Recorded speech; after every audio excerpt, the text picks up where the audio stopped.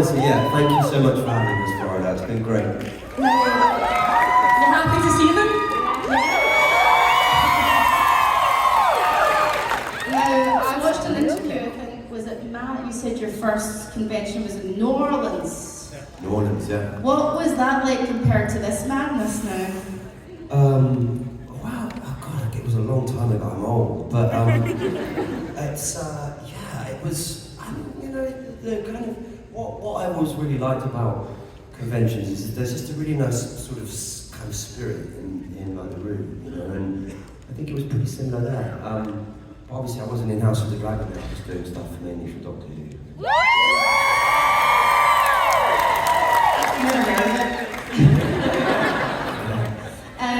Fabien, like, what do you make of all this madness? Have you enjoyed meeting the fans this weekend? Yeah, no, it's been really nice. It's my first time in Florida, so I wish I could see more of outside. But you know, it's been lovely. It's weird doing these conventions. I've done 2 in Florida in the last couple of months, and it feels normal. As soon as you go out, I'm melted. Like, I'm absolutely melted. No, and it's the winter. Can you imagine? I know. Yeah, the weather in London's a bit like the weather in this room. It's not like this back home in the UK.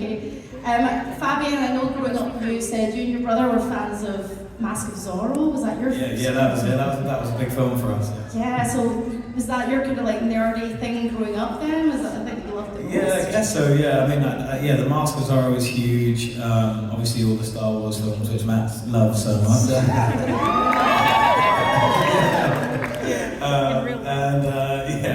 I'm trying to think what else. I don't know. Yeah, what were yours? Man? Well, actually, I got into the hotel on Friday, and I caught the start of Goonies, and I just kept, I love Goonies, man. And you know who I met? I met Rufio. He was here. No, not Rufio, that's he was in Hook. Anyway, sorry, I digress. But yeah, Goonies was amazing. Hook was amazing, actually, though. Yeah, I love Rufio. Basque was a lovely man. I've met him many times. Yeah, he was a nice guy. Also, the cast of Smallville. I don't know if that means that was a big show for me. I was a huge crush on the lady who plays Lois Lane. I saw her very overwhelmed. Every time I look at her, I'm like, oh Jesus, don't look at me. Oh yeah, that's just a good point. Do you get, like, I've been doing this for so many years over back home in the UK and here. I don't really get starstruck anymore in that kind of way, but I interviewed Priscilla Presley the other day and I thought, oh my God, she is a legend. Do you get starstruck at all when you're working with folks or when you're here? Yeah, I mean, yeah. All the time. Like me, 53 times today. Like when we were out the last 2 days, we were like, there's Elizabeth Shue. I love the chemistry between both of you, which you can see right now, obviously. I was watching an interview with you guys where you were talking about when you first met at a bar in London, is that correct? Yeah, we met at a bar in Soho, yeah. Who approached you first? You were wearing purple, I seem to remember. You were wearing purple velvet suit. That seems like crazy if I was. You were wearing purple velvet? In fact, I felt like you were wearing purple. It actually pertains, the story, I don't know if I was wearing purple, I think I was, but it pertains to Jenna Coleman, who actually, I'd worked with Jenna, and Jenna was always like, oh, you and Matt Smith would get along very, very well. And then I saw Matt in this like bar in London, and went over and said, Jenna said we should say hello, and then sort of 5 or 6 or 10 drinks later, that was that. So who's the biggest drinker out of both of you then? Who would you say? Who's out the bar all night long? I couldn't possibly comment. What is a night out like with you both then? You've finished shooting, you've wrapped up. What is it like going out together then? Is it like a party or? Is what? What's it like going out together? What's it like going out together? Yeah, like. We've had some fun. Yeah. Well, you know, we work hard. We just sit, we talk about work, we talk through our scripts. We moan about the way to lava. They are very good boys. As you can see, very good boys. Also, when you're doing conventions, I tend to cocoon when I'm doing conventions. Yes. I go back to my room, I watched Blade last night. Oh, it's a great film. I love that film. Oh god, the opening scene, the blood rave. Oh, it's amazing, yeah. With the sword, I love that film. He's so good in it, isn't he, as well, Wesley Snipes? He's so good. They're making it, aren't they? Mm. Well, they They have. are. Yeah. Yes. With Mahershala Ali or something. Yeah. He's going to be Is amazing. it definitely happening? Yeah, I think It so. is. I think it is actually. So this is a film review with Matt. I wanted to ask what you guys do when you're unwinding after conventions. Do you go back and cocoon? I watched some of Tangled. Just because he was on the telly. Yeah, so they had the option. They had the option. You know, you can like pay for it in your You room. bought Tangled. I've been told to What watch is it. it? We were just talking about big nights out a minute ago. That's the musical cartoon. Yeah. Oh. It's very good. It's very good. I recommend it. It's very good. Well, I watched the Goonies. I suppose it's the same thing. Well, the Goonies is a cult classic. So is Tangled. Goonies or Tangled? I had a lot of movies. Let's settle this properly. Tangled only, shout. It's quite big. It felt largely female, though. And me. Still shout. What do you think? Sadly, I think the Goonies took it. Thanks very much for having me. That was What's it about? Actually, wasn't it a stage? It was with Zach Levi, wasn't it? Yep. Was it? Yeah. Rapunzel, she's got long hair. Randy Moore. Is it Pixar? Is it Disney? Thank you, Disney. Thank you. I asked that deliberately because I'm a professional and I have a segue. You should know. Got a segue. Matt, I know that you grew up watching Disney films. You quite liked the Disney films. Oh, yeah. I loved them, actually. What are your favourite Disney films? My favourite Disney films are, in no particular order, but maybe Beauty and the Beast, Sword in the Stone, Jungle Book, Yeah. and do you know I used to like the Russian one with Michelle Pfeiffer? Anastasia! Anastasia. That's Fox. Anastasia great. Anastasia. No, it's Is not that Disney? Oh, Now it not is. splitting Now hairs it is. here, it's not Disney. A mix of yes and no. Is it Disney? No, yes now. It is Disney. It's Fox. And Disney went to Fox. Yeah. Yes! And then Fox went back to Disney. Just a merry-go-round studios, isn't it? Oh my god, those Disney fans are wild. They are wild. I tell you, top tip if you're going to karaoke, Disney songs, best karaoke songs. Yeah, but you've got to be a good singer, haven't you, to sing them? Yeah, High School Musical cast. you gotta I remember him skipping around. Yes. I like a bit of drama in my karaoke. All this time. Oh, nice, that's a tune. That is a tune. I never want to sing it in a pub, though. After the football, Yeah. it's like, all right, lads, I got this. I wanted to ask. We're pivoting a little bit. We're real serious again. We're going to calm down a bit this Disney stuff. Procrastination. You said you procrastinated a little bit before taking this role in House of the Dragon. Why was that you procrastinated for a little while? I don't know, I think it's something actors do, because you go, oh, you know, it's a bit like that, isn't it? When you get a job, you think, oh God, then I'll be here for that amount of time, and I'll be doing this, and is it the right thing, and will it take me there? And I don't know, I procrastinate about my socks, you know. What a delicious choice today. Well, I wore them with Comic-Con in mind, actually. I just think that's part of my character, actually, in a way. But I'm trying to get better at not procrastinating. Oh, hello. What about you? And also, I think your shoes match Matt's socks. Yeah, we had a late night text about it yesterday when I was watching Tangled. That's it. Shall we tag team the shoe sock thing again? Fabien, what about you? When you got, I mean, it was 6 months between the audition, right, and actually landing the role. because they wanted a sort of Jason Momoa type of guy. You've done your research well. Am I a professional? Yes, they wanted Jason Momoa, and I was like, well, good luck. And then I didn't hear anything for a while, and then I got a call out of the blue saying that they wanted to speak, and then I guess the Jason Momoa thing went out the window. They said, would you like to do it? And I said, yes, please. And you're happy with that? Yeah. When you land a job like this, or a really meaty role, or a great role, who do you phone first? Because I know you're maybe not allowed to tell people, but... I called my mother within about 6 seconds of getting on the phone. I don't think she really understood what she's French.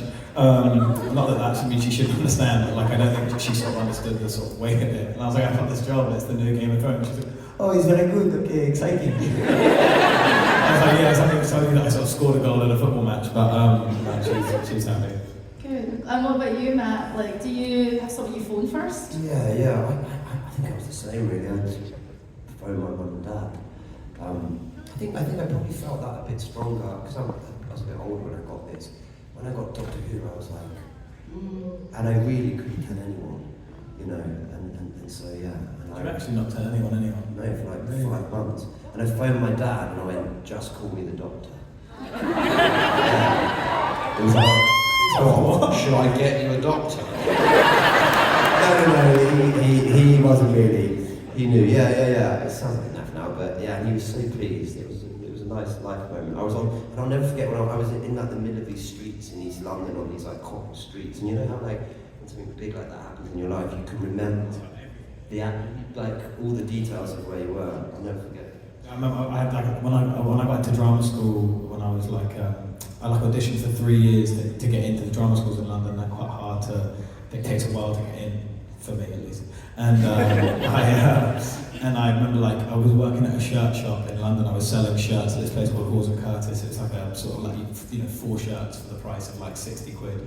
And I like got a call from the principal of the drama school that I've been applying to. He said, you got in, and I walked in and quit. And then straight away, and then I walked in and I quit. And then about 2 weeks later, I was like, I'm so sorry. I just realised this doesn't start for like 6 months. I'm so sorry, I got ahead of myself. Genuinely, did you go back to him? Yeah, I went straight back 2 weeks later. Yeah, sorry, I guess I haven't made it. I'll take that job back, thanks. Did he take you back? He did. Leon, that was his name. Thank you, Leon. I mean, you know, you guys are playing such big, and have played such big roles.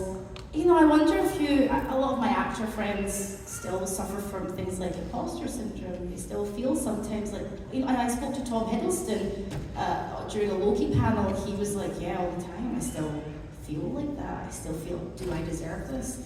Do you guys feel like that when you're starting new jobs? I love it. This is like the deepest compliment I've ever had. I feel like I should be lying down.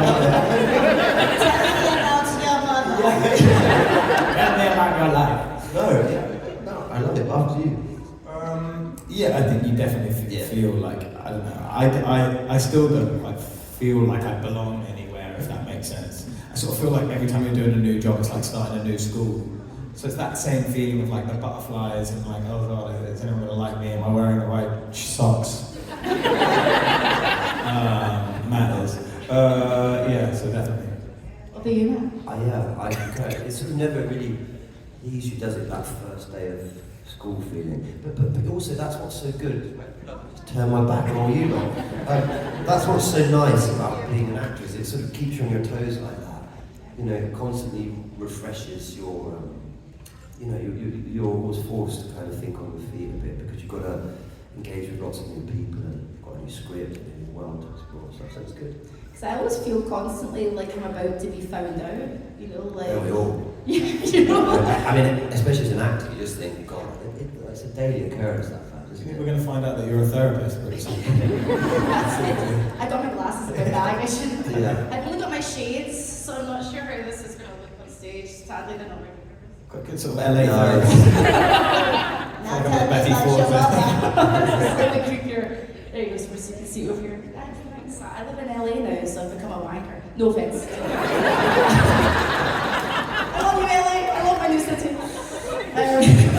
allowed to say that. So tell me, like, you know, that feeling of like the first day of school, you know, the nerves, how do you get over it? You just throw yourself into the work and think, you know what? It's going to be okay, just concentrate on the work. How do you get over that feeling?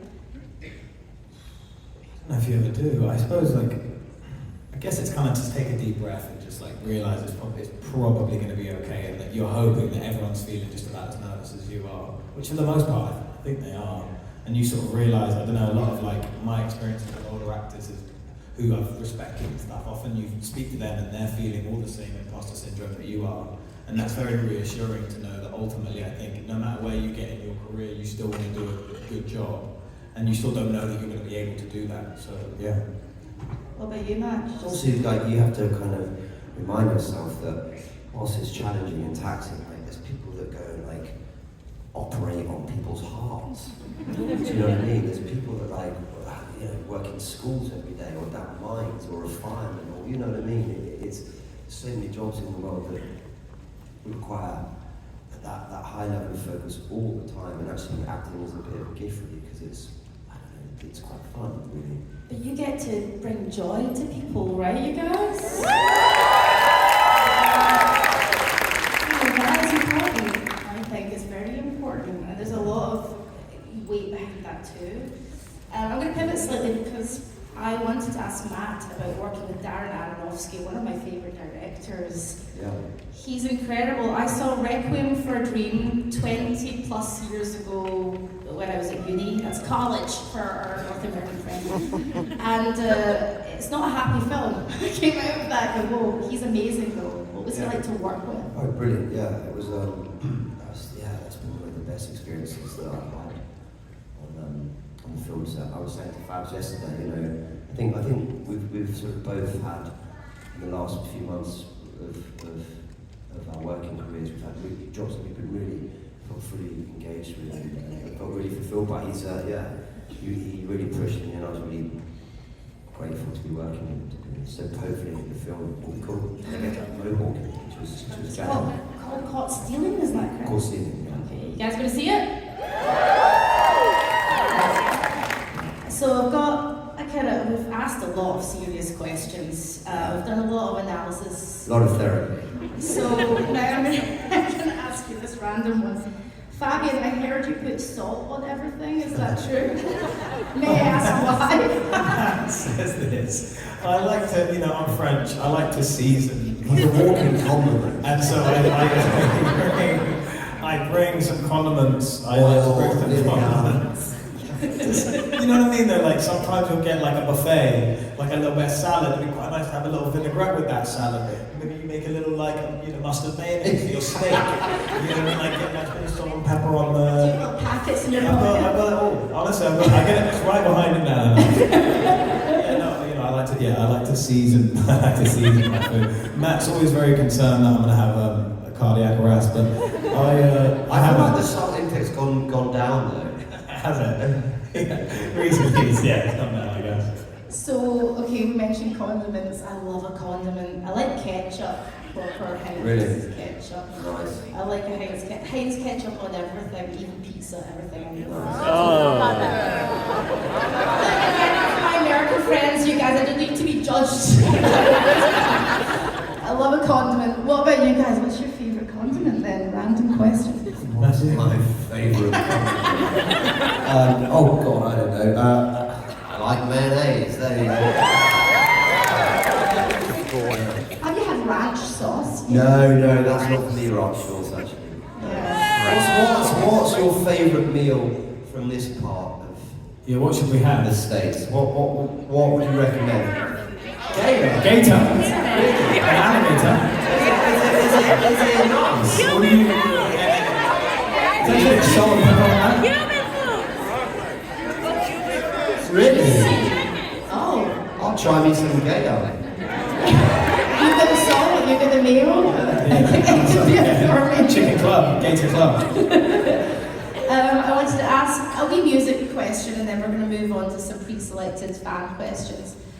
I love music. I'm a musician first and I grew up with music, Radiohead and Supergrass, and I'm giving away my age now. All the mid-90s stuff. What about you guys? What gets you pumped up before you come out to con, before you go to a job? What's your music vibe? What's on your playlist? We got asked this in an interview, and I was annoyed that I couldn't think of any. So I thought of some albums in response to this exact question. Because I thought if I ever get asked again, Smart. It's like when people ask you who your favourite actor is. yeah, you had your answers like right there. You can do them all, like in Disney films. Yeah, good. So I like. There's an album by Air called Moon Safari that I love. Stones album called Exile on Main Street. I like Nas Illmatic, it's another one of my favourite albums ever. That's in mine. And then I would throw in like a Serge Gainsbourg. La Chanson du Prévert, which is like a Serge Gainsbourg. I'm imagining you salting stuff, listening to salty stuff, smoking a cigarette, drinking some wine. So impossibly French. I love it. What about you? I know you like Oasis. I do love Oasis, yeah, I love Oasis. Just go check them out. Arcade Fire, I think, are a great band. Radiohead, obviously. God, it's I've got a pretty eclectic taste in music though. I kind of bounce around all over the place. I like a lot of classical music. I was listening to, has anyone seen The Boy and the Heron?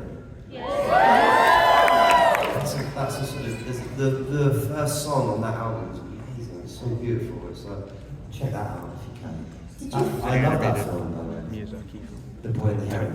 I also love that robot film talking about cartoons. What's it called? Wild Wild Robot. Robot. I love that. You like that? How was that one? Did you find when you were younger that when I was younger, I was like DIY culture, only punk, and now as I've got older, I've softened to listen to everything. Yeah. What were you like when you were a teenager with music then? Were you quite rebellious, or we'll go back to your roots then? Back to the therapist. I don't know, I love like Avril Lavigne. I had a huge Avril Lavigne crush, queued in line to see her at the Hammersmith Apollo in London. I'm trying to think who else was like big when I was a kid. Shit, Britney Spears, I guess. There's a running theme here, isn't there? It's like blonde, pink-haired American women. I don't know what this means from a therapy standpoint.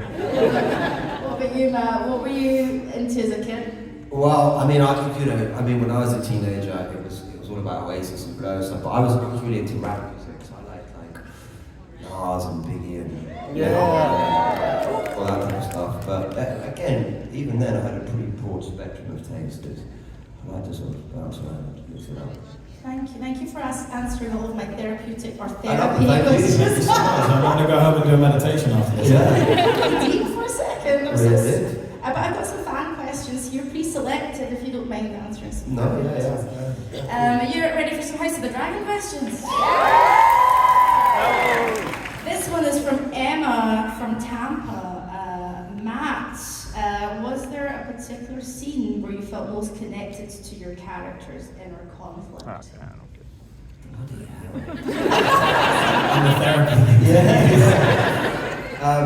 Was there a particular scene? I to be honest with you, I look back on it and in the first season there was a lot with Paddy and stuff that always felt really live, and actually that fight in episode 3, I look back on it and that sort of I didn't realise I was actually enjoying it probably more than I thought I was. It's like with our fight, you look back on it and you go, it was me and you just pumping around. And we went out and had a lot of drinks in town. It was summer, wasn't it? It was summer, we were having the greatest time after we finished. Cheeky shandy after work. I've got one here for you, Fabien. Fabien, Sir Kristen has such a compelling arc. This is from Liam O. From Orlando. What did you find most challenging about portraying his loyalty and internal struggles? What was the most challenging part for you? Sorry, I just thought about me and Matt did an interview, right? Then when we were in New York, me and Matt did an interview where someone was asking questions and weeks crying with laughter, like it's not what everyone is the worst. I just thought that, and I'm just like, Is that online? I've seen a few where you're like, yeah. I mean, I don't know if the whole thing is online, but they sent us the whole thing for reference. It's like 8 minutes. It's 8 minutes, and we just lose it. And this poor lady, she's doing a great job. Yeah. And every question we just... And every time I would start speaking, Matt would start crying with laughing. I'm like, there's all this type of question. Oh, fuck. Anyway, yeah. I feel like this is like a padding and precursor. Sorry, this is terrible. Yeah. You So can cry and laugh as much as you no. want. What was the question? Let me read it again. Yes, thank you. I'm so sorry. Everyone. No, please do not apologise. What did you find most challenging about portraying your character's loyalty and internal struggle? Yes. I'd like to answer that. Please, thank you so much.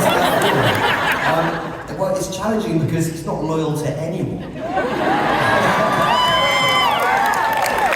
Christian Cole was on the Christian Cole Island with Christian Cole. That's what I love. No, well, actually, he kind of is loyal in a way, isn't he? He's loyal.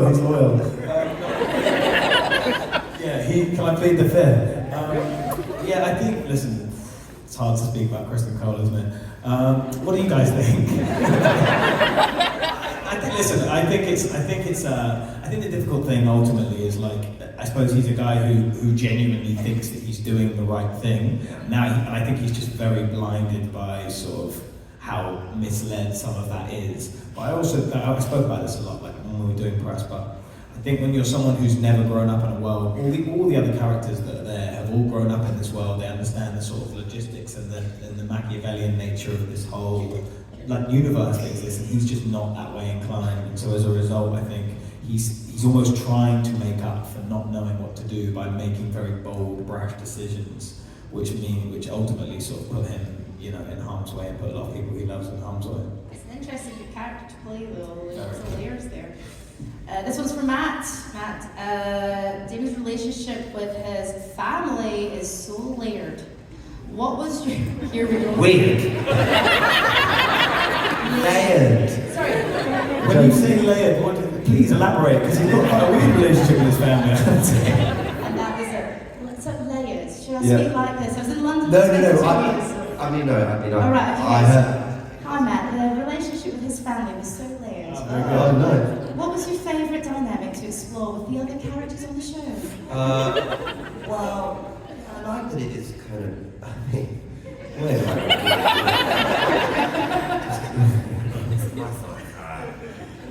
Think about it, buddy. It's back to therapy, isn't it? Yeah. So how's your niece? Well, she's actually my wife. It's your niece that is now your wife. My wife. Oh, you mean the missus? No, it's good, isn't it? The mad sort of weird politics of George R.R. Martin's world is such a, it's something to behold, isn't it? And I think it was just wonderful, really, to get to act with those great other actors who were part of that family, and that was the great thing. And I think all of us mourned in a way that period where we were together and we were all in the Red Keep, and we had those, where we felt like a big, huge family. All of us, the Greens, the Blacks. It was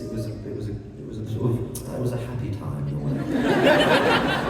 Has there ever been? Now, this is one of my questions because I have so many lovely actor friends. Sometimes I have to help read with them, and I'm reading these lines and I'm going, "What the hell?" Like, have you ever been on camera, read these lines, and gone, "What am I saying?" 90% of the time. Every day. Every day. It's lucky if I do understand. Can't you tell from my performance? So I'm wondering how because some of it's very weighty. I'm wondering how do you dissect those lines and break them down? It's a please, after you. Please say you're a veteran actor. Doctor Who. Age before beauty. I guess, listen, I think it's like anything else, really. You just try and make sense of what you've got. I guess at the end of the day, the main things that matter are like the relationships you have with the people that you're doing your scenes with, and I suppose sort of imbuing that with as much sort of life, not to sound too actory, but it's possible. Yeah. It's sort of all you can do. And actually, the truth is, you know, I'm keen to remind people of this, but a really amazing director once said to me, a really amazing director, you know, he was like, it doesn't matter what you're saying. We're not interested in what you're saying. It's not about the words, it's about what's going on between you. And that's what is really important. Okay, thank you. And we've got a question for this. Time for one more question. Okay, so this is for both of you, Matt and Fabien. This is from Sophie N. from St. Petersburg in Florida. So Matt and Fabien, House of the Dragon has such an intense atmosphere. How did you both prepare for the emotional and physical toll that your roles demanded? Who slept with Penny? You did? Oh, that's it. Well, that's nice. Very nice of you. This is a day of revelations. Well, you know, how you always do really, you try to do as much sort of research and you invest yourself in the world and as much as you can, and then it's, you get creative at home on your own, walking around, having a cup of tea, and you talk to your friends about it, go, oh, what do you think about this? And, you know, this and that, and then you just try and be courageous and play on the day, really. But you know, it's tough. It's like I always wanted a bit more with me and Chris, and I felt there was sort of like more of that relationship to explore, really. And it's like there's these different. I don't know. Yeah, it's the same for every job in a way, and it's different for every job in a way. It's hard to explain. What do you think, Fabs? I could agree with everything you just said. Very good. Yeah. What do you think, more importantly? That's what it is. Yeah. There's a certain ball I'm looking forward to seeing you attend. A ball that you're going to see me attend? Really? Yes. Which ball? Oh shit, well, I'm not going to comment on that.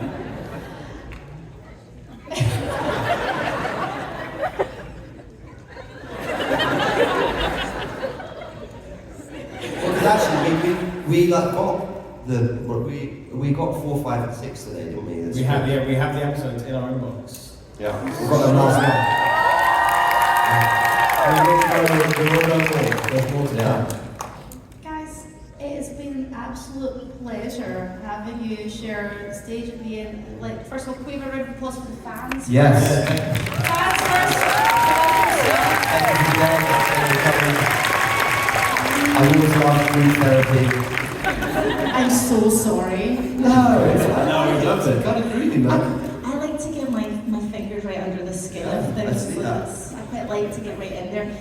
We've covered everything from Disney to parental relationships, I think. Yeah. Music, it's been good. We went for a meeting, but we've got some cats to give away. Do you want to throw some stuff into the Yes, we'd love to. Okay, can we please have the box of hats that are at the side of the stage? Thank you very much. Okay, guys, we don't have many, but here we go.